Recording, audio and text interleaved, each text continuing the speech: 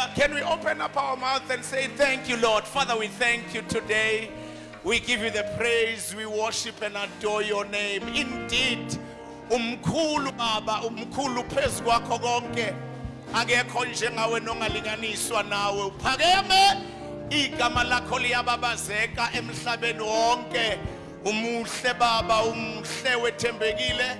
We thank you for such a time as this. In the name of Jesus, we give you the praise. Be glorified and magnified. For yes, yes, you are the King. Thank you, Jesus. Thank you, Lord. We bless your name. In the name of Jesus, amen. Hallelujah. Hallelujah. Hallelujah. Basafake nje ikhoma la malibonga igama lenkosi. Bazalwane siyanibingelela egameni lenkosi yamakhosi uJesu Kristu. Amen. Siyambonga uNkulunkulu bazalwane usipha futhi ithuba elihle lokuthi sibe khona phakathi kwenu. Asibingelele ku Bishop noma umbishop sicela ukuthi nibashayele ihlombe likhulu. It's always an honor to serve bazalwane phakathi kwabo uNkulunkulu wethu aphinda nibusise. Amen. This is the time of empowerment. Hallelujah. This is the time of. How many of you are excited to be empowered today? Hallelujah, hallelujah. The Lord is good.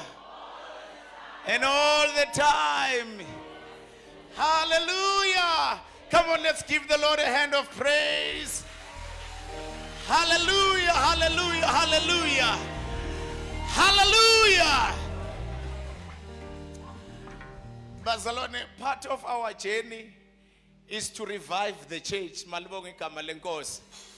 Ezinsukwini esiphila kuzo abantu they are so deflated ngezinto ezenzeka ezimpilweni zabo. Malibonga igama lenkosi. So ke siyambonga uNkulunkulu bazalwane osihloniphayo nosiphe ithuba lokuthi bazalwane namhlanje as we empower, as we speak the word of God, there is also a revival in that. Malibonga igama lenkosi. If you don't want to be revived, it means ume endleleni yokuphumelela kwakho. Malibonga igama lenkosi. So be revived. Malibonga igama lenkosi. Amen. So ke sikhona phakathi kwenu bazalwane is the Msibi family and also the Shongwe family. Igama lenkosi malibonga uNkulunkulu usiphe bazalwane lombono ukuthi sivuselele ibandla likaNkulunkulu futhi si empowerisha bazalwane. Whatever happens to you, God is aware. Hang in there. God is in charge. Malibonga igama lenkosi. So don't worry. He knows everything that is happening in your life. Just hold on your faith. uNkulunkulu wethu aphinde anibusise. Amen. Hallelujah. It's time for revival. Hallelujah. So bazalwane, I said to you, I'm not preaching. Malibonga igama lenkosi. So if I'm not preaching and someone is preaching on the empowerment movement, then I'm preaching. Malibonga igama lenkosi. Hallelujah. So if I'm not preaching and someone is preaching, then I'm preaching. Hallelujah. Praise the name of Jesus. Bazalwane sinenceku kaNkulunkulu, a servant of God, uNkulunkulu wethu asibusise. A man that loves the Lord so much. Malibonga igama lenkosi.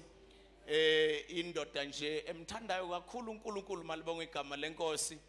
Ubusisiwe ke yabona nje indoda nayivama ukuhamba yodwa kanti ishadile kuyavama ukuthi kube nenkinga nyana. Malibonga igama lenkosi.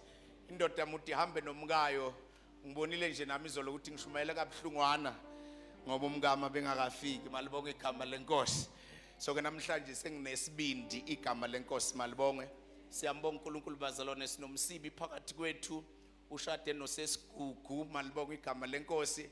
Nabantwana abathathu abakhona nabo phakathi kwethu. Malibonga igama lenkosi. Sinabo kulomshikashika bazalwane ukuthi we are praying like Paul that you may be empowered, that you can get the inner strength. Malibonga igama lenkosi. So ke bazalwane uNkulunkulu uzosibusisa. Listen attentively to what God is going to say to us namhlanje emini igama lenkosi malibonge. And there's more that God has in store for us. uNkulunkulu wethu aphinda asibusise. Manje ke bazalwane sizophakama futhi sime ngezinyawo malibonga igama lenkosi bafake ikhoma then liqhubeke liye phambili bazalwane as we welcome our pastor, our evangelist, our revivalist, Pastor V.D. Msibi, igama lenkosi malibonga. Come on, let's give the Lord a hand of praise. Hallelujah. Come on, we can do better than that. Come on, give the Lord a hand of praise. Hallelujah. Yes. Yes.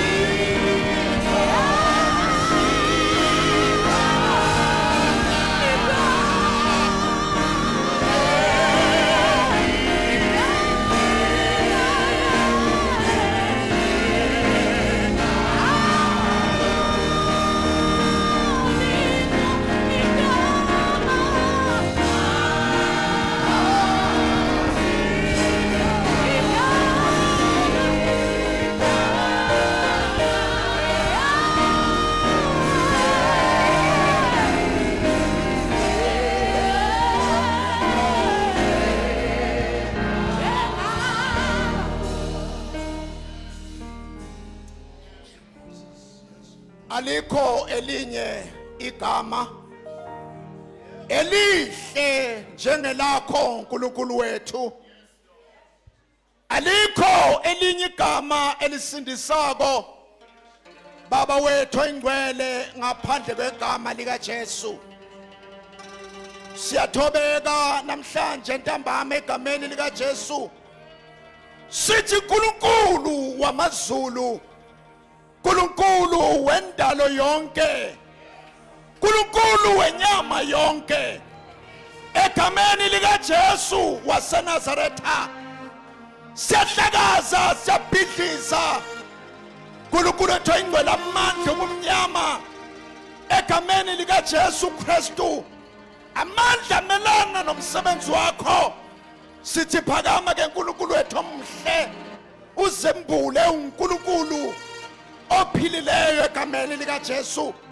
Sithi udumo lonke namandla nobukhosi kokufanele egameni lika Jesu. Amen.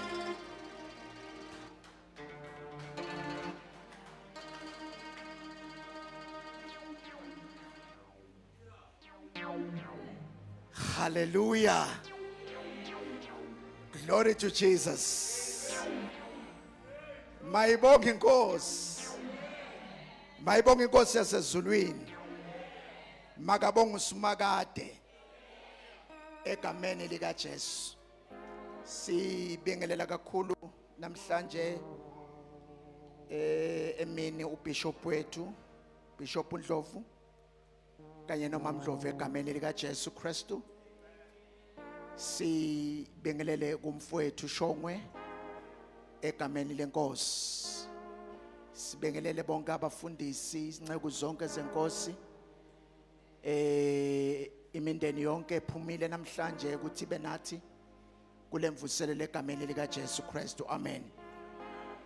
Sibingelela amakhosikazi ethu amahle siwathandako egameni lika Jesu Kristu. Sime ngesibindi bazalwane ngenxa yokuthi basithwele nabo. Amen.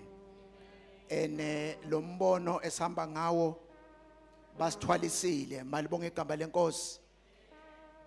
Ibhlungu lento Shongwe yokuthi uqale into kaNkuluNkulu kube nezinto ezikudonsela emuva. Niyangizwa ke bazalwane? Kubhlungu ukuhamba indlela noma uhambo uNkulunkulu akubizele lona kodwa kube nezinto ezikudonsela emuva. Hallelujah. Kodwa kumnandi ke bazalwane ukuthi kube nabantu abakwesekako. Uyayikhumbula indaba ubani lo uMoses lo athi umaphakamisa izandla.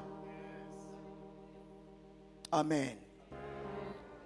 Baba nabantu nje abathi kwethu wena mqotsho kaNkuluNkulu noma kubukeka kungakabaleki kodwa kwethu nje ukuthi siphakamise izandla zakho. Hallelujah.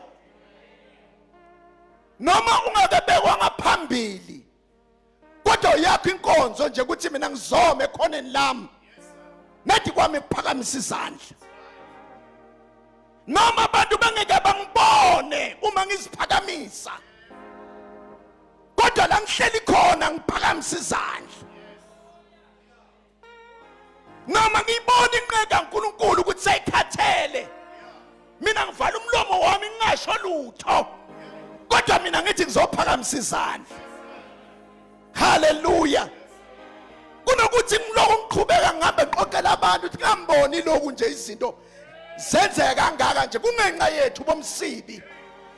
Usime ngathi uma ngasuka thine nalento abhize ngayizokuwa. Akasinjalo ke uNkulunkulu wasezulwini. Uma wena unalokukholwa ukuthi uma kusuke wena kuzokuwa uNkulunkulu kuzoba nabantu abazobavusa. Malibonge igama lenkosi. Hallelujah. Ene kube ngabantu nje abanganakekile noma abangabaleki emehlweni abantu. Sikule nkonzo ke bazalwane sibungela nabangani bethu. Msimango siyakwemukela mfowethu egameni lenkosi. Shayelani izandla njalo Msimango. Shayela le ndoda kaJehova le. Glory to Jesus. Siyajabula bazalwane. My leader says Julia sawubona egameni lenkosi. Glory to Jesus. Sikulento kaNkuluNkulu bazalwane. Sikulento nje i-empowerment. Bishop ayikho into esiphethe asikaphathanga amanzi. Net lawa siyawaphuza ngithi bazalwane. Uxolo. Siyawaphuza bazalwane egameni lika Jesu ngoba ke sesilana. Kodwa likho elinye ivangeli esiliphethe. Ngaphandle kwevangeli elishintsha impilo yomuntu. Athuphola nginamahloni ngale vangeli. Liyini bazalwane? Lingamandla kaNkuluNkulu. Bengifuna nje namhlanje emini ngithi la vangeli lingamandla kaNkuluNkulu. Lento kaNkuluNkulu baza inamandla. Amandla awo kumele abonakale uma seyingenile. angeke lamandla abonakali ungakangenwa mele ungenwe into yasezulwini. Uma ke sibona ke ungahambisi kwevangeli, sifuna kwazi ukuthi ungene ngiliphi ivangeli, ngoba semaningi amavangeli abantu bakhona bakhuluma kamnandi. Hallelujah. Levangeli elinganandaba ukuthi uphila kanjani, elifuna nje ukuthi awufika la ngaphambili phambi kwabantu uthi ungcwele ungcwele ungcwele. Hallelujah. Kodwa lento ibingekho kuwe. Athi ungakhuluma uPaul athi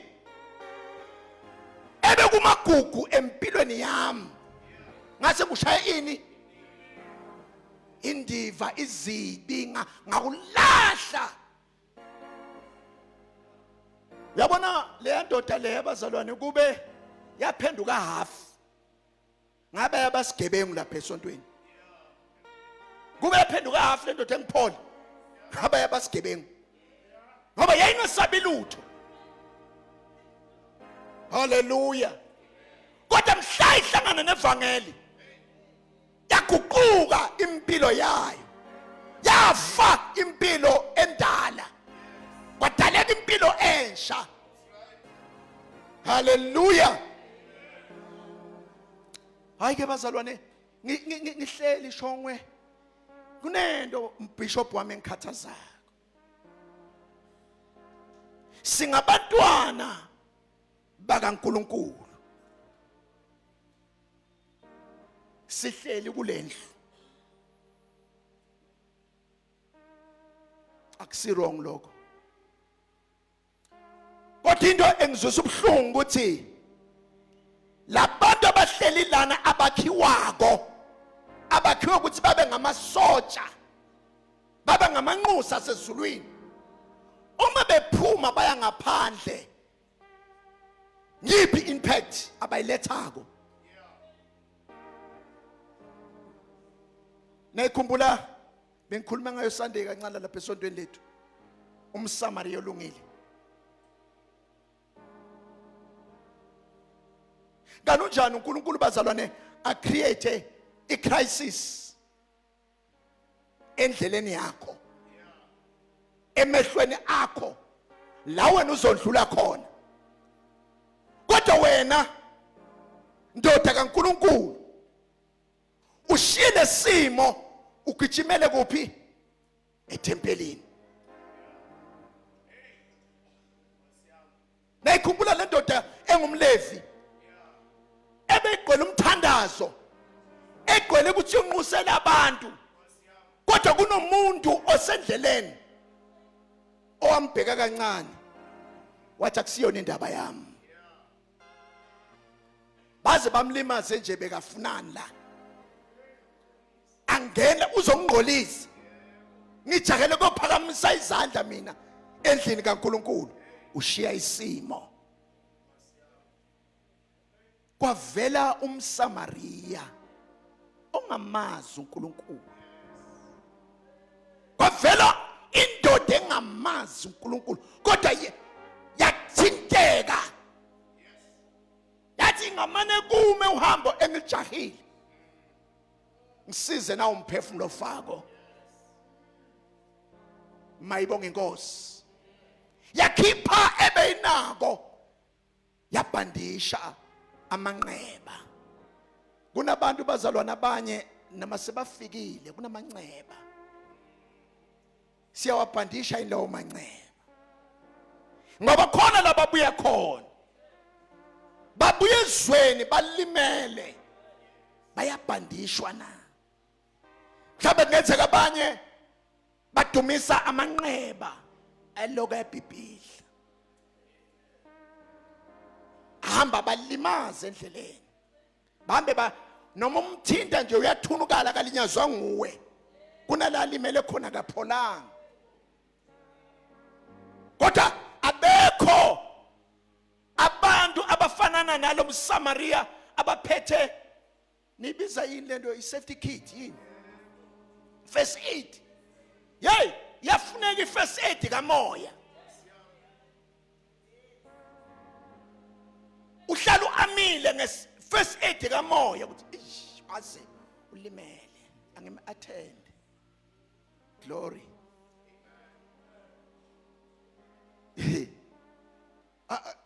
Ngifuna ukudlula nginayo indaba kaMoses. uMoses uzalwe phakathi eGibhithe. uMoses uyasibona isimo abazalwane ababhekene naso eGibhithe. Uyazama uMoses ukulungisa. Nakalungisa uyamosha. Ubulala umuntu. Amen. Wabona kuliwa lapha wathi ayikhona yabona nakunje ngiyangena. Ngoba kunento ebemhlupha. Kanti uNkulunkulu umbhekile. Nakathi uyalungisa washaya indoda wayibulala wayingcwaba. Ukuthi na uyileader kunamaphutha ozawenza. Mele ufunde kulamaphutha la uqhubeke phambili. Ungahlali kiwo. Glory to Jesus. Hayike uMoses uzibonela inkosikazi lapha intombazana uyayenza unkosikazi wakhe njalo ubabezala wakhe kabe ngubani? Jethro. uJethro uthi hayike wena mkhwena wami ngcono ngikunike umsebenzi. Amen. Nangu uMoses bazalwane ulusa izimvu zakabani? ZakaJethro. uMoses akasilona ilivila indoda esebenzako. Mayibonga inkosi. Kodwa umbuzo ukuthi njalo kubhizi kangaka nje usebenzela abani? Amen. Ngoba uMoses ubalekele icrisis eseGibhithe. Uyafika lapha uzithola ulusa izimvu zikaJethro. Yinye into engijabulisa ngoNkulunkulu. uNkulunkulu uyamthola umuntu wakhe. uNkulunkulu uzokuthola kulento obhizi ngayo. uNkulunkulu angeke akuthole la sontweni. Ngoba uNkulunkulu ukhona ezindaweni zonke.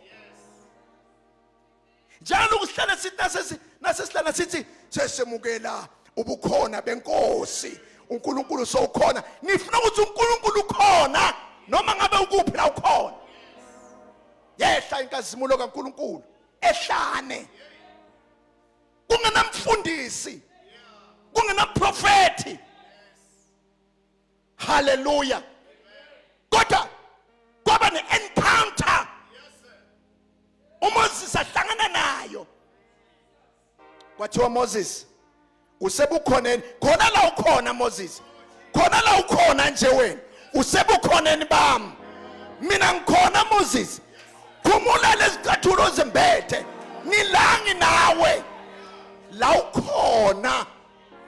Ubukhona bukaNkulunkulu bukhona. uMoses ayikhona.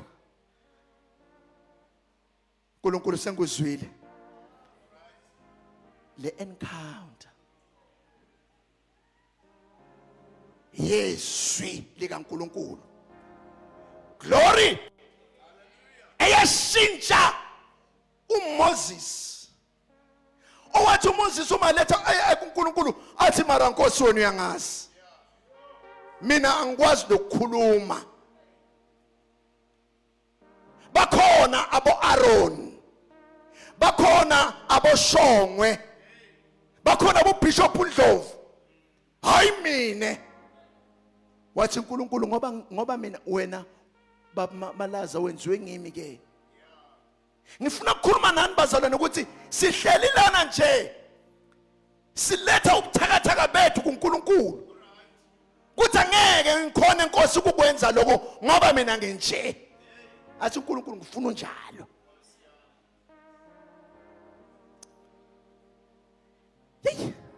Phela ukhumbule ukuthi uMoses kumele ayobhekana nesikhondla esingifaro. Amen. Athi uNkulunkulu ngizoba nawe. Why ngithinte le ndaba bazalwane? nginalento ethi shongwe kuyoba iphutha elikhulu uma sizozwa amandla kaNkulunkulu nasila. Yayibona lento le? Nase siphumile sesibuthakathaka. Nase siphumile asakhona ukusolve ama problems akhona ku community. And le community bazana sikhuluma ngayo nilabantu esibalindele ukuthi bangene la mnyango. Hallelujah. uNkulunkulu uthi buka wena Moses ngifuna ukukususa kule level okiyo yokulusa izimfu. Kodwa manje ngifuna ukukuphakamisa. Kunabantu bami engifuna bamba lento. Uthi uNkulunkulu ngizwile ukukhala kwabo. Ngilibonile usizwe lwabo. Mina Jehova sengenjani sengehlile kanti wehla njani Nkosi? Kanti Nkosi wena uyakhona kwehla ngomuntu. Ukwehla kwakho uNkulunkulu ubamba umuntu ukwehla kwakho lokho umsebenzise ukuze uphumelelise into yakho. uNkulunkulu ngeke umbone hamba ngezinyawo. uNkulunkulu uzofuna wena. Amen. Lesikhathi silindele bazana ukuthi uNkulunkulu aphendule. uNkulunkulu uphendula ngokusavusa omunye phakathi kwethu. uNkulunkulu uphendula ngokuthi avuse mina ngengumsibi. Kodwa mina uma ngingayi embrace le calling ngiyobe ngimfailile uNkulunkulu. Umbuzo namhlanje ukuthi yini le omfele ngayo uNkulunkulu? Yinto oyibona every day. Uyayeqa ujampe uze la uzophuma ukuthi ubusisekile. Kodwa nawufika ngale awube isibusiso.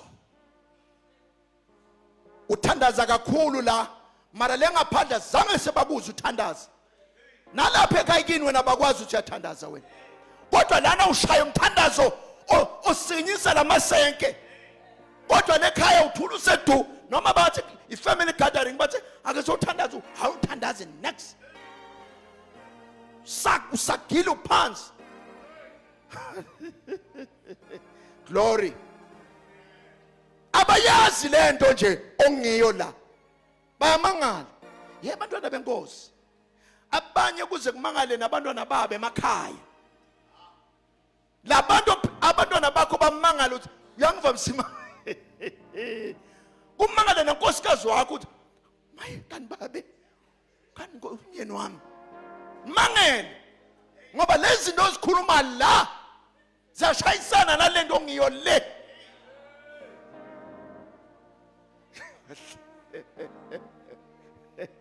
Jesus. Oh moya engcwele siyabonga.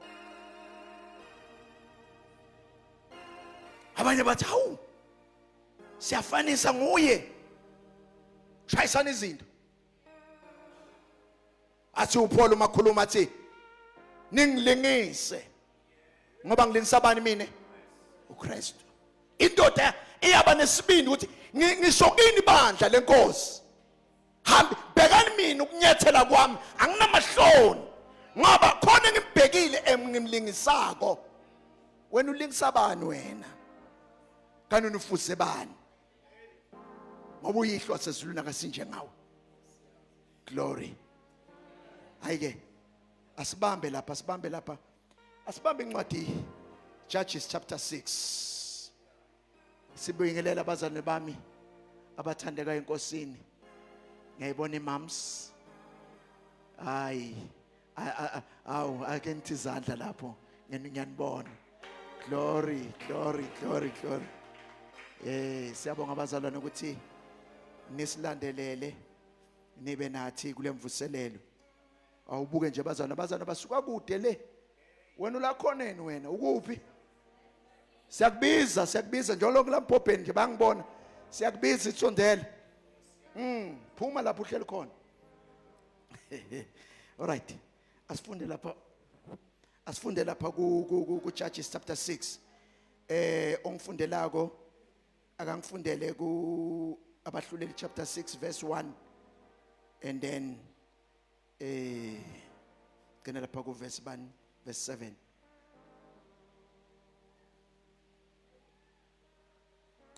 ongifundelako akayifunde abahluleli chapter 6 Judges chapter 6 verse becomes Israel judge. The Israelites did evil in the Lord's sight, so the Lord handed them over to the Midianites for 7 years. The Midianites were so cruel that the Israelites made hiding places for themselves in the mountains, caves, and strongholds.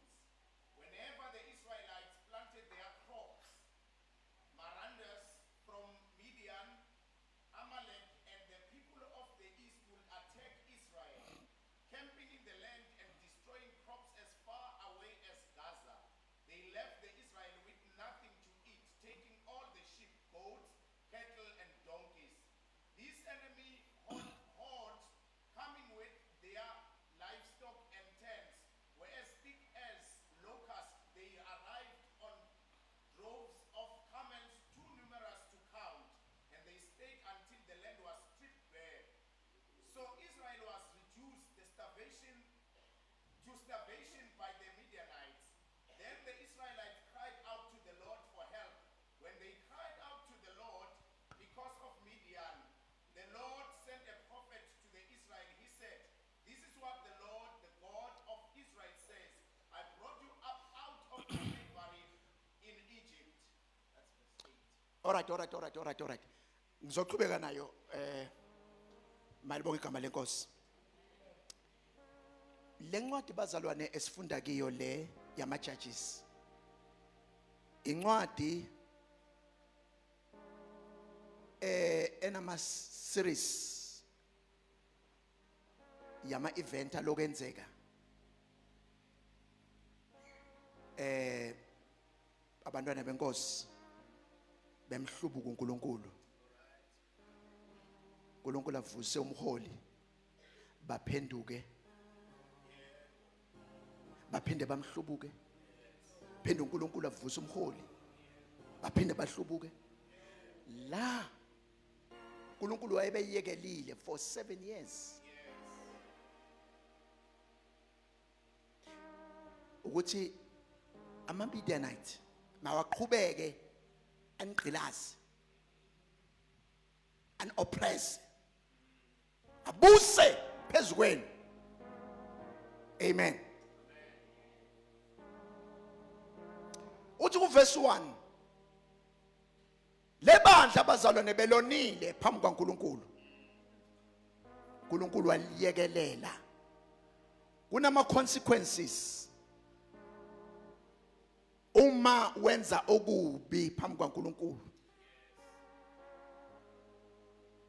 amen noma uNkulunkulu womusa kodwa uma umosha kunama consequences akhona kumele waface awusozo wabalekela noma uNkulunkulu akuthanda kodwa nawona amen labazalwane sebayaqala ke manje bayathandaza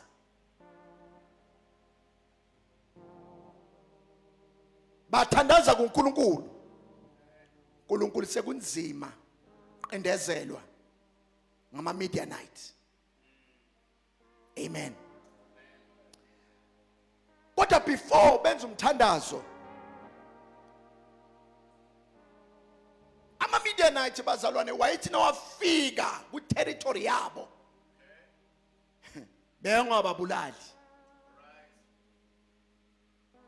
bebathi bangena ba-occupy indawo abakiyo beze namathende abo bakhempe la u-Israyeli akhona and u-Israyeli uma ahlanyelile bangena emasimini ama-Midianite athatha ukudla kwabo avithiza yonke into abanayo kwakuyistrategy sokuthi bokufrustrate uIsrael system ebebayisebenzisa ukuthi uIsrayeli angabusiseki ngezinto azisebenzele. Afika ama-Midianite akhonsume yonke into, isibuso sakhe sidla sicede, sale unganalutho. Kufika isizini yokuhlanyela uhlanyele, kodwa nakumele ubenefite kuyinto entweni oyihlanyela iminyaka wayinisalela wa-invest isikhathi, kodwa fika ama-Midianite ayithathe, sale ufrustrated, sale unganalutho.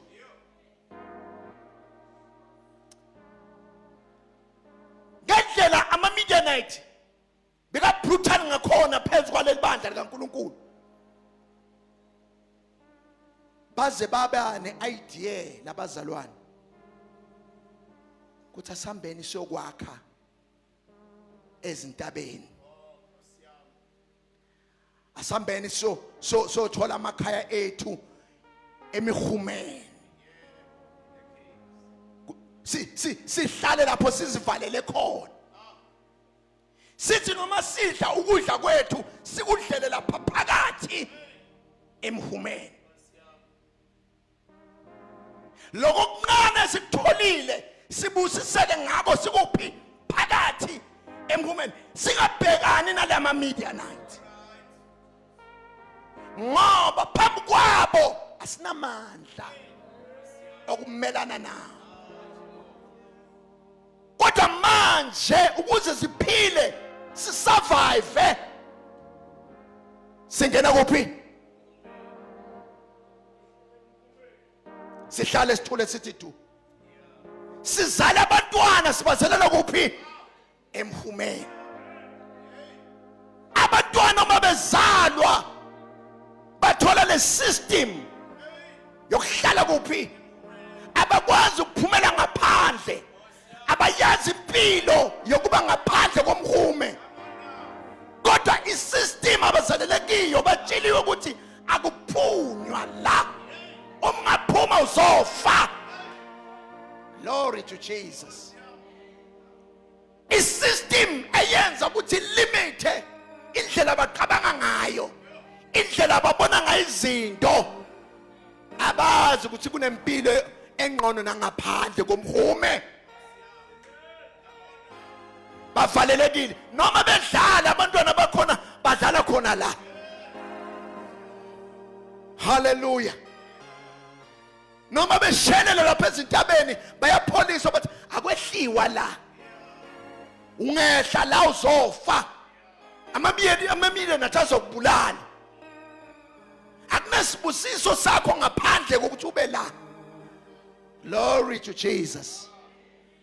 Wavela uGideon naye abanjiwe isystem, fear imqindezelo.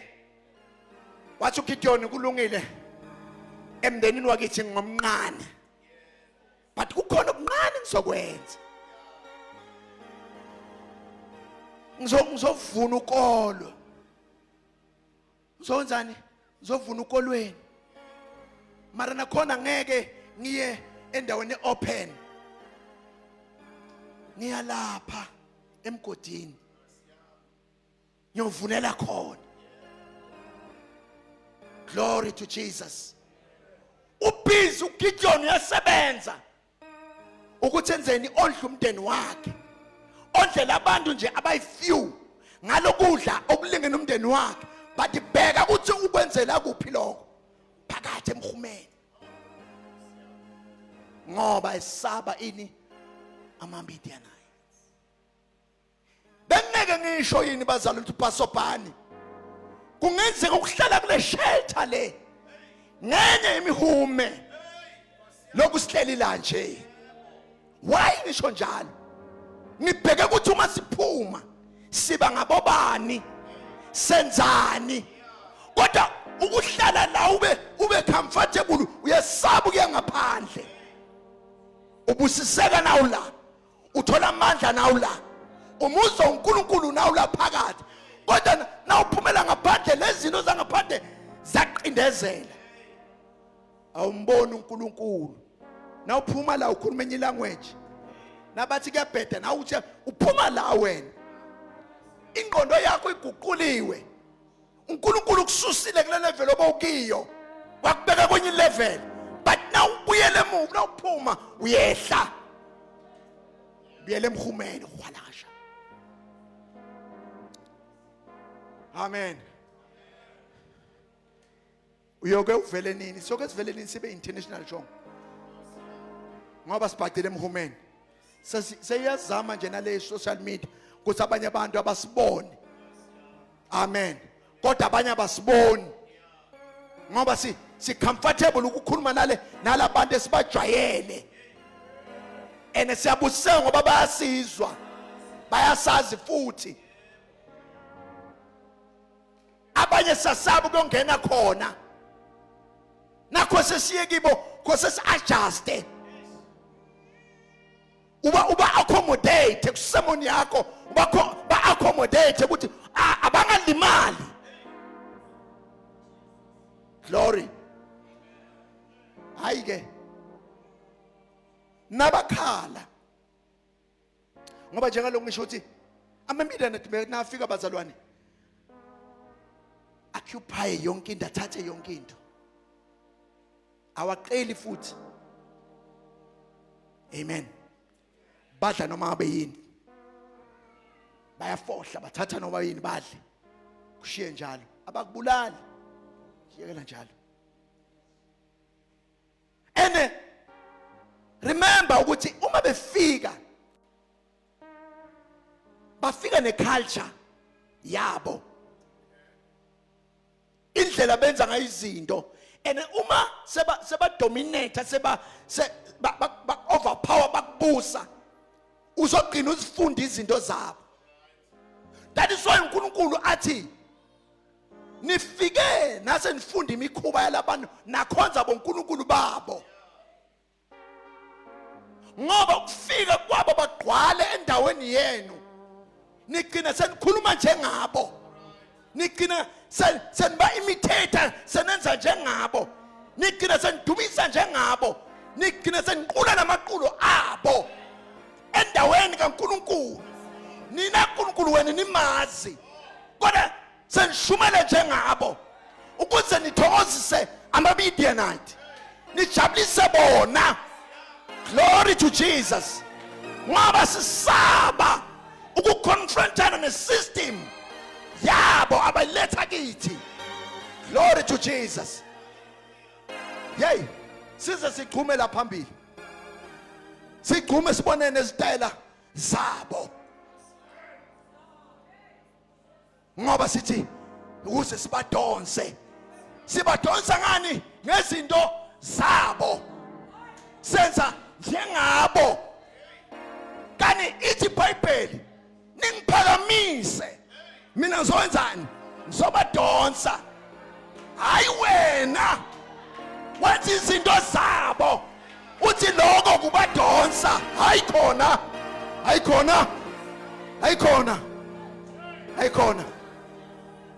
uNkulunkulu namandla okubadonsa shongo akadingi iminangananga yakho no akadingi uhlisa istandard uthi angifuni kubalimaza laba glory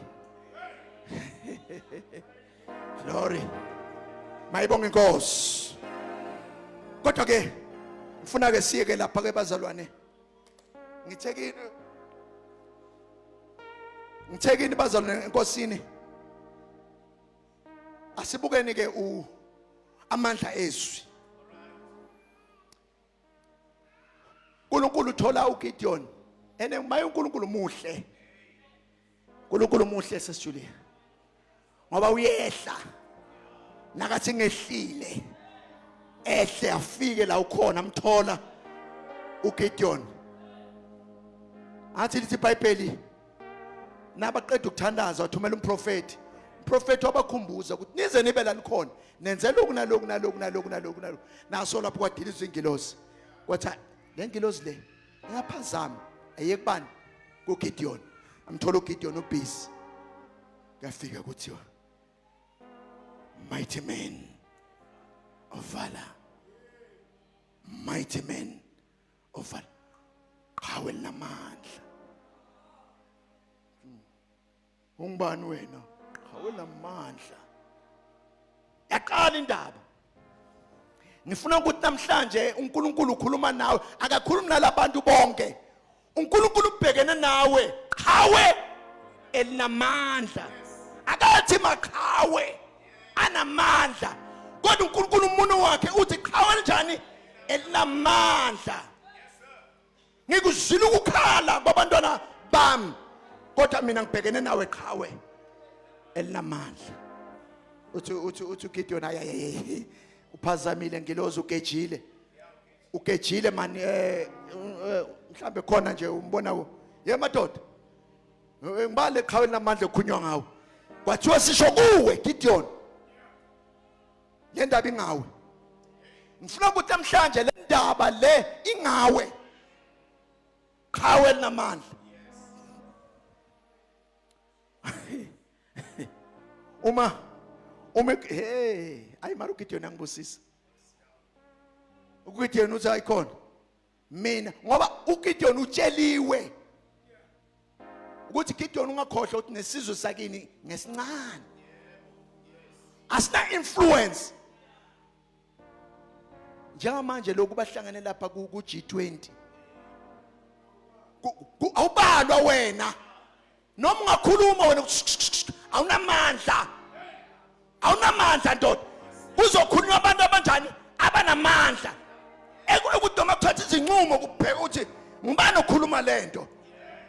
Kunendoda nje ekhuluma kayi-1 nje.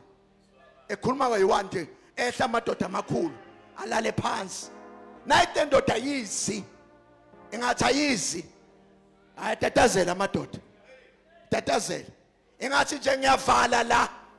Yatatazela. Iphetheni le ndoda. Phetha amandla. Hallelujah. Mele ube namandla. Uthi uGideon hayi khona.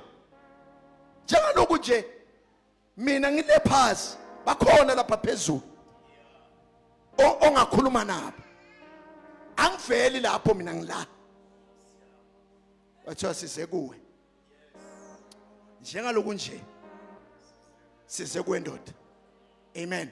Nansi into uGideon ayenzako. uGideon uyaqhubeka abazalwane. Uba nemibuzo. Uthi lento izonzala kanjani? Yamphendula ingilosi. Sola kabonzi ingilosi. Uthi linda kancane kuze ngibe sure. Ake ngilinde la ngiyabuya manje. Ye uNkulunkulu uyalindana yonke. Ye uNkulunkulu ukulindile nawe nje. uNkulunkulu ukulindile wena. Ngisho wena uNkulunkulu ukulindile. Ulo ushona le. uNkulunkulu ukubhekile. Uthi nginike ichance ngisawenza umnikelo ngikunikelele. Mara isikhathi sihamba kodwa uNkulunkulu uyakulinda. Uyabuya hamba uyalungisa yahlala ingilosi. Uyaprepare. Huma umlilo. Kwangikhona bona uGideon. Hlangene musi namazulu la. Hayi khona. Bengazi mina ukuthi ngibanjwe amazulu. Bengazi ukuthi sengiconnecte naso. Le connection enginayo lena ayisasiya la. Sengihlangene namazulu. Glory. Uthi uGideon bongafa kuthi angeke ufe mfana kithi. Ngeke ufe into kaNkulunkulu ingakapheleliswa. Soze wafa. Kufa kubanjiwe wogani wo. Ngeke ufe Gideon. Namaqeba amahle ngawe. Amen. uGideon kubuye la uGideon afika khona bese ekhuluma izolo. Ngithi ilevel ye faith yakho ilingana nesilinganiso sesicelo sakho. uGideon ufuna iproof. Mamshong ukuthi ngempela uNkulunkulu lo. Umnikelo ubone kwehla umlilo kodwa uthi akukho enough. Angimsoli man. Msoli man ngoba kunabanye abantu abajahile ukuresponda kanti uNkulunkulu akakhulumanga. bezwa abantu yabakhuluma bathi Msibi ayinoyibambile imic mfowethu kazokala ujampe wogani bamba amen uthi uGideon yabona le madi kamfundisi le uGideon yabona uNkulunkulu kulungile siyazwana ngithi yebo siyazwana hey mara Gideon ukhuluma namaZulu uthi hayi ke wenze la kube manzi buka le cabanga uqela uNkulunkulu wasezulwini wena umqela ukuthi le portion encane kangaka ahlise uNkulunkulu imvula ahlise nje nedi athambise la uNkulunkulu akuhlonipha ngoba khonda ifunako kuwe wathambisa wabuya wasuGideon kungenzeka ngithi ngiyathandaza ngoba nomuntu ongizwako wahasha amanzi la no akube manzi ke akome ke manje boma khona la hayi le ndawo yonke angicela izinto ezinkulu Nkosi ngoba ukukhola kwami akukho okukhulu ngizoqela lokho leso sikhathi abo Elijah baqela imvula ezenothisa umhlaba kodwa lo nqelani uNkulunkulu yamhlonipha hey basopo uNkulunkulu yakuhlonipha uyakuzwa wena amen hey mara ke kunezinto uNkulunkulu afuna ukuthi uzibulale kunezinto uNkulunkulu afuna ukuthi uzibulale uNkulunkulu uthi okay right lo hambo lesihamba kwamanje sinawo biyela kini ake sesilungisene emakhaya la siqhamuka khona uthi biyela kini lapha ekhoneni lapha babo wakho lapha athandazela khona yayibona mfowethu mkhatsho lela khona lela le altar lele lapha ekhoneni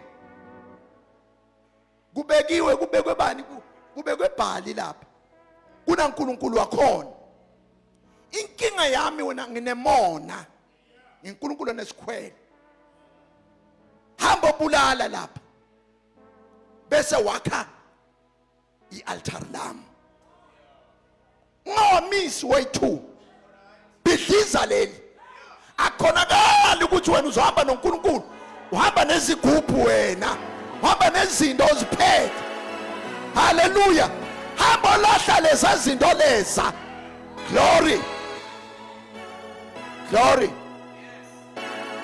hey uNkulunkulu ubhizi ngoGideon uthi ukuze kubonakale mina uNkulunkulu aqale le before sizobasela le altar la ajana ama-altar lesibiya khona ajani lekhaya glory wanyenya lithi wathola amadoda ayi-10 power of influence power ngoba into ebambe wena kumele indlulisele kwabanye besikhuluma bishop power of influence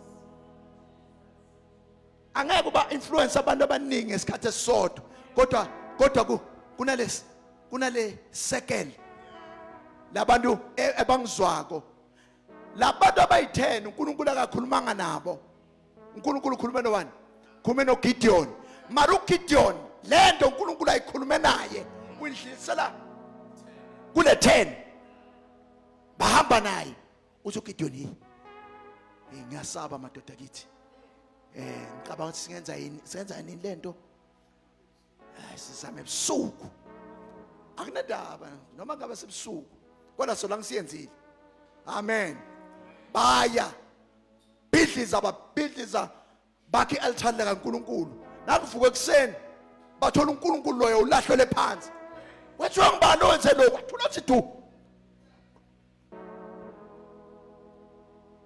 awuyesaba mariyenzile lento uNkulunkulu uhlonipha lokuthi ulenzile izwi ngikuzwe kahle mfowethu wenze izwi noma wenze usaba kokunye bazana sikwenza senza izinto zikaNkulunkulu sisaba singazi ukuthi kuzowenzakalani kodwa simethemba uNkulunkulu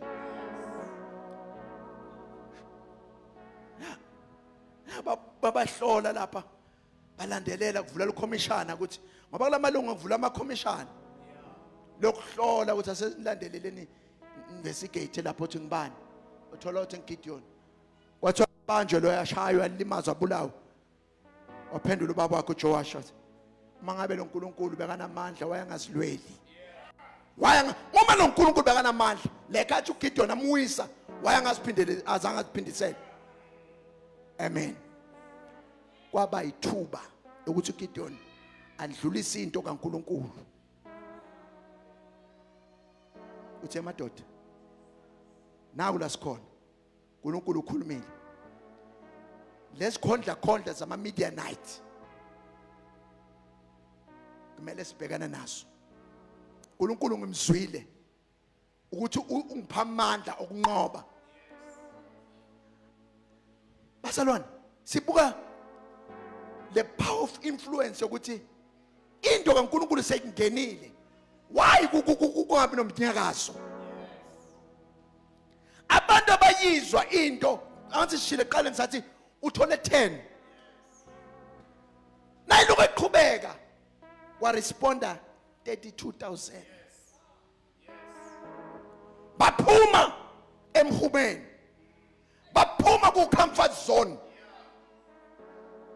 bamkholwa uGidiyoni kuthi Gideon siyakwethemba leso sikhathi ama Midianite ananakezwe ukuthi angathi ayahlangana ama-Israyeli abiza ama-Amaleki babiza nabanye kwahlanganye kwathiwa lo Israyeli unamanga lo but asiqhubeke nestory sisheshe sesiyavala uNkulunkulu uma babona baphuma baresponda uthi uNkulunkulu kuhle baphumile emhumeni kodwa wathi omhlebela uGidiyoni aseGidiyoni labantu bonke laba baningi kakhulu abantu uGidiyoni leso sikhathi uGidiyoni phela uthola amandla nomfutho ukuthi hey maningi amadoda respondile ku calling yes 32,000 we have baningi abarespondile hayi uNkulunkulu uzonza izimango kwathiwa cha baningi abatshela laba abafuna kubuyela emakhaya babiyele wavela kwathi bani yebo baba bavela uthi hey ngingimi uGidiyoni mathi hawu nawe msibe hamba Nkosi yami hawu lo msebenzi ngathi uzomoshakala mos ukuhamba kwabantu akusho kufa komsebenzi lo amen bahamba kwasala ngakho sho 10,000 hayi uNkulunkulu ayikona Gideon solo baningi akusho ukuthi uNkulunkulu lapha ubakwatele akabakwatelanga ngayithathi kabi akabakwatelanga kodwa uNkulunkulu kunehlobo labantu afuna kusebenza ngalo abuya kule 10 esele wathi eGidiyoni akuye lapha emfuleni ngicela ungibhekele lo hlobo lwabantu bheka kunohlobo lwabantu wena Gidiyoni ezofika lapha emanzini liqaphe njengenja lenze so ulubale hey esibalo sabasincane Jesu nathi kwasala wabala ngakhe 300 wathi emadoda ngoba lesisefo sasezulwini lesi kwathi emadoda nina benilele ngezisu anikho ready for impi ngoba fika amadoda ngoba abanye abantu nofuna ukubabona bishop awukube kukudla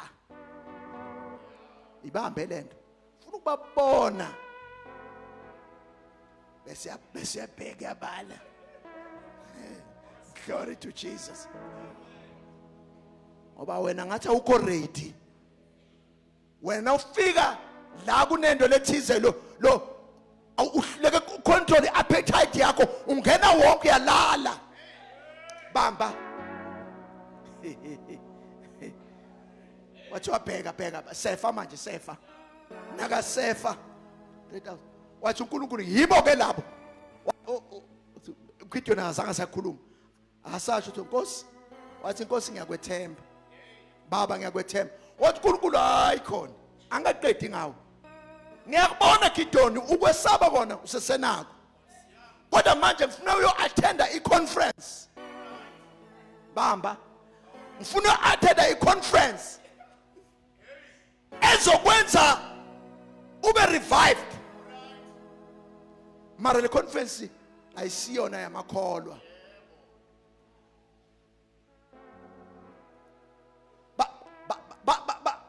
lapha bazobe bakhuluma ngawe ngifuna uyolalela mina uNkulunkulu ngizoletha iphupho ngeke ngililethe kumprofeti ngeke ngililethe kumuntu owazi uNkulunkulu kodwa mina ngizolibeka kumuntu ongale kule ya camp yama-Midianite wena hamba ohlala duzane kwakho nje kuyolalela yaqoqa enye indoda nakathi wafika ngesikhathi yaxoxa yathi mngani wami ngikuqoqele ngiphuphile wafika timing qoqa ngiphuphile uphupheni hey phuphe lapha isinkwa sigiqika isinkwa esikhulu sigicikela phezu kwethende lethu libhubhisa yonke into interpretation yakhona yona yemphakamisa uGideon lo omunye uya-interpreta uNkulunkulu mpha i-wisdom ngumuntu ongakhona phela lona ngithi mara uNkulunkulu umnikeza i-revelation yale phupho ukuthi le phupho leli nguGideon uIsrayeli angithi manje wena ulalela labo but uNkulunkulu uzoyithatha lena ifihle ngale wase ube nendlebe ukuyibamba nakaqeda ukuyibamba uGideon nakabiyele emuva ecampini uthi uNkulunkulu wethu unathi ngimzwile nakasola uyaplana ukuthi madoda sihlukane 300 ngapha 300 ngapha nasuka lapho ku chapter 7 yabona sokhuluma njengeleader uthi watch me the way I walk watch me into yonke enyenza ngibhekeni ningaqali nenza into engayenzi so ne confident amen uyasho ukuthi ngizoshaya iqilongo uNkulunkulu wenza izimangaliso ama-Midianite ama-Amaleki afa abaleka but kunenye into mara simhlamba sikhuluma ngenye ilanga uGideon bazalwana akazange ajatshulise ukuthi ama-Amaleki namana kunjeni anqotshiwe kodwa wayefuna ukubamba amakhosi akhona wathi angisoze ngakhathala ngoba uma ngayekela laba abane-authority ngibayeke ngingababulala laba kodwa ngifuna kubamba amakhosi akhona yilo ababulala kwabe kuphela kwayindaba Bishop uNkulunkulu akakubekanga la phela le Witbank yonke amen kunama stronghold akhona but uNkulunkulu ufuna uconfronte lezi ngoba yonke territory bazana izinto ozibonako zenzeka kunemimoya yakhona eyakhile but ngoba kokunye sesaba nokuthi singawathemba amandla uNkulunkulu asiphe wona sizigege sibuye sizohlabelela kakhulu sishwele kakhulu sishiye leza zinto qawe elamandla hamba kalawo mandla engikuphe wona hamba kalawo mandla engikuphe wona egameni lika Jesu amen. Come on, let's give the Lord a hand of praise. Hallelujah, hallelujah, Hallelujah, hallelujah, hallelujah. Hallelujah, hallelujah. Ngicela abazalwane sime ngezinyawo. Kunento labazalwane abahamba bayolwa no Gideon abayenza. Aw amen. Kunento abayenza bazalwane, and for me I strongly believe ukuthi uma ngabe singaba ilelo bandla, we can be better people. Hallelujah. Sithe bewena yebo uisi pepelo se etu tina sizoba alegela guye tembale dalo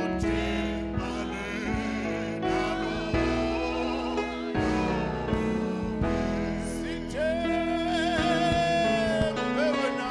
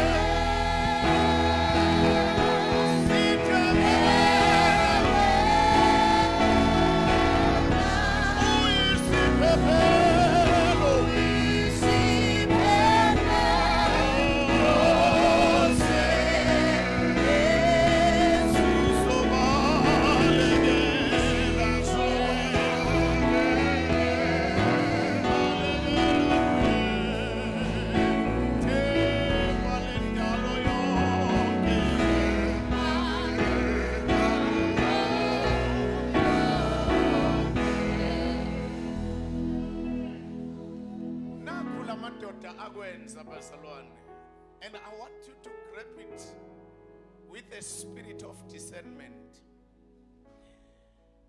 Sekusele 10,000 yamadoda uNkulunkulu uthi akiwe emfuleni kuyophuzwa amanzi. Now uma lamadoda aphuza amanzi uthi uNkulunkulu kuGideon,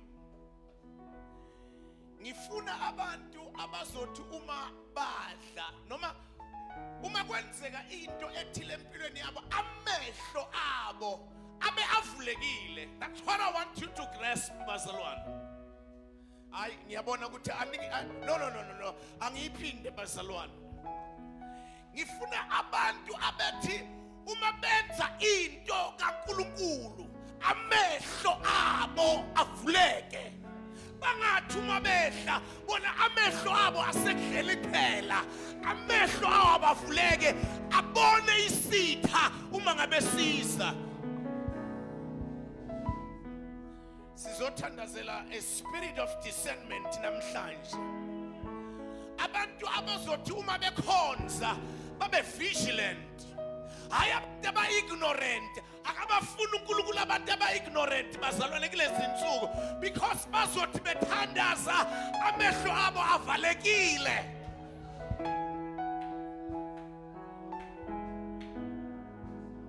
And that's what I want us to understand. Ukuthi ungathandaza amehlo akho avalekile. Ungathandazi. That's why uJesu uthi lindani liqaphele, be vigilant, noma nithandaza amehlo enu abe abona. Awu amen. Ibo labantu abafunekayo empini laba. Amehlo avuleke uthi uthandaza ukhala kodwa amehlo kamoya abe abona. Malibonga igama lenkosi. Sithi sibuya malibonga igama lenkosi.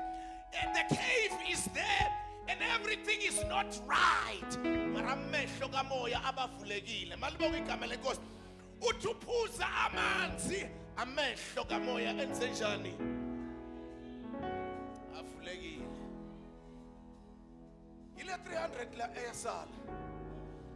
People of discernment. People who can see in the spirit. Who can hear in the spirit. People who will sense in the spirit. Malibonga igama lenkosi.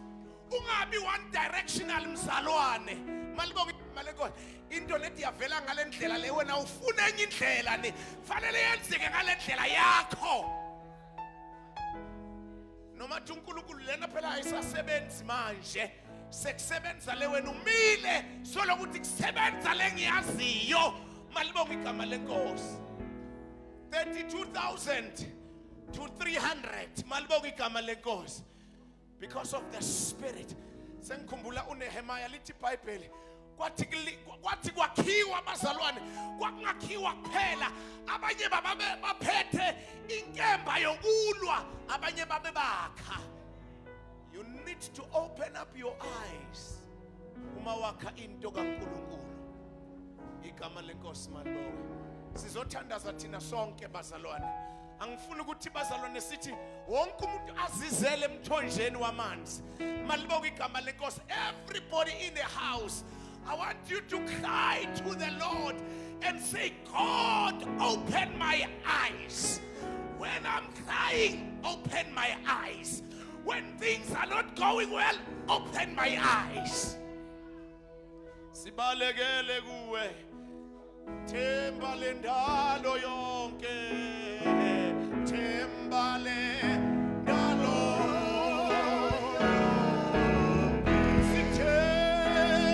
sithembe wena, sithembe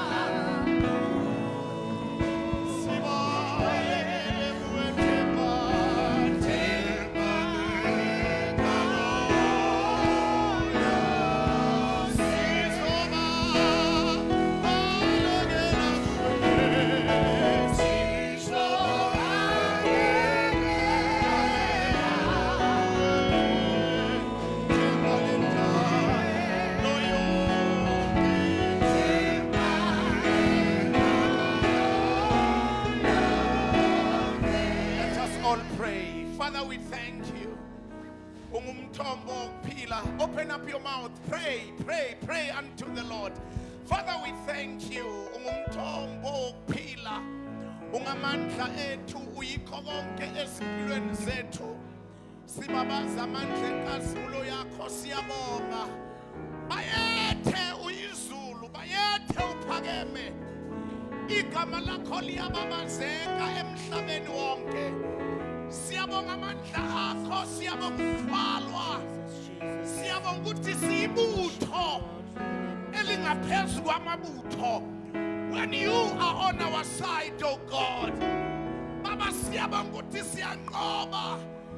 When you are on our side, egameni lika Jesu, egameni lika Jesu, siyala Nkosi ukuhlala emhumeni. Siyala Nkosi to stay in the cave. But Heavenly Father, we are standing against the Midianites. Ngegama lika Jesu, ngegama lika Jesu, ngegama lika Jesu. Ngegama lika Jesu, ngegama lika Jesu, ngegama lika Jesu. Ngegama lika Jesu, ngegama lika Jesu. Deliver us, set us free from the bondage of fear, from the bondage of our opponents. Ngegama lika Jesu, ngegama lika Jesu. Kuyenzeka egameni lika Jesu, kuyenzeka ngegama lika Jesu, ngegama lika Jesu, ngegama lika Jesu. Thank you, Jesus. Thank you, Jesus. Thank you, Jesus. Thank you, Jesus. Thank you, Jesus. Libra kaso tolomoyaha. We give you the praise, Lord. We worship you. Yes, yes, in the name of Jesus. Shadabahaya. We give you the glory, Yeshua HaMashiach, in the name of Jesus. Oh, hallelujah. Hallelujah. Hallelujah. We give you the praise. We will be the people of influence. We are the people of discernment. We can never be kept busy drinking without thinking. We cannot do things without looking into the future. Egameni lika Jesu Kristu, sikunikeza lonke udumo sithi uphakeme. Malibongo lidunyiswe igama lakho. Busa themba lendalo yonke. Busa izimpilo nezinhliziyo zethu nakusihlwa. Ekupholeni kwelanga sithi wena wedwa ngumthombo wokuphila. Malibongo lidunyiswe igama lakho. Moya kaNkulunkulu ophilayo, give us a clear vision that Heavenly Father we may pursue that which you have called us for. Bese kuthi konke kuyisiphazamiso endleleni yethu Nkosi yami ngasimisi ukuthi sifinyelele la usibizele khona. Sikunikeza lonke udumo egameni lika Jesu. Phakama Jehova, izitha zakho zihlakazeke. Wena mthombo wokuphila sithi uphakeme kakhulu. Mana njalo uNkulunkulu wethu onamandla onke. Akekho Nkosi ongalinganiswa nawe. In the name of Jesus, we give you the praise, we give you the honor. In Jesus' mighty name. If you believe your prayer, open up your mouth and give the Lord a big shout and a hand of praise. Come on, give the Lord a hand of praise. Give him some shout in the house. Yes, you are worthy to be praised, Lord. Hallelujah. Hallelujah. Hallelujah. Hallelujah.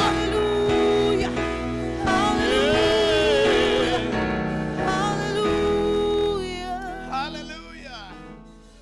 Amen. Siyabonga bazalwane. Over to you, Bishop. God bless you. Thank you very much. How many of you are blessed, bazalwane? How many of us are blessed? Hallelujah. Hallelujah. Asiyele inceku kaNkulunkulu ihlombe elikhulu. Khulume kahle inceku yenkosi, uNkulunkulu amakubusise. Hallelujah. Hallelujah. Come on, let's give the Lord a hand of praise. Hallelujah. Hallelujah. Themba lendalo yonke.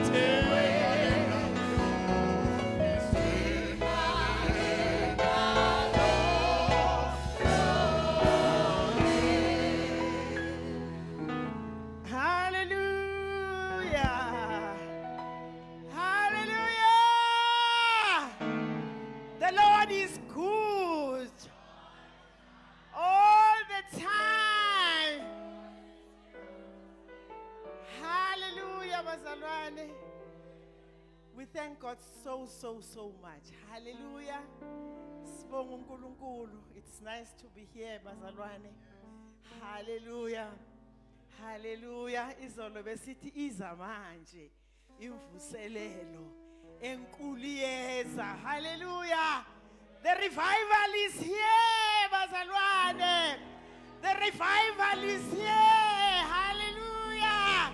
Ukhona uSimakade la endlini. Hallelujah. Hallelujah. Hallelujah. Hallelujah. Woo! Jesus. Bazalwane kumnandi ukuba kule ndawo. Hallelujah. Nami sengenzwa yilobo umnandi. And ngiyabuzwa. Ngiyabuzwa. Hallelujah. And nalapha emgedeni sengiphumile. Hallelujah. Hallelujah. Omunye nomunye la uyazi ukuthi ubizelweni. Omunye nomunye akekho nje ozele ukuthi ahlale phansi afudumeze izitulo.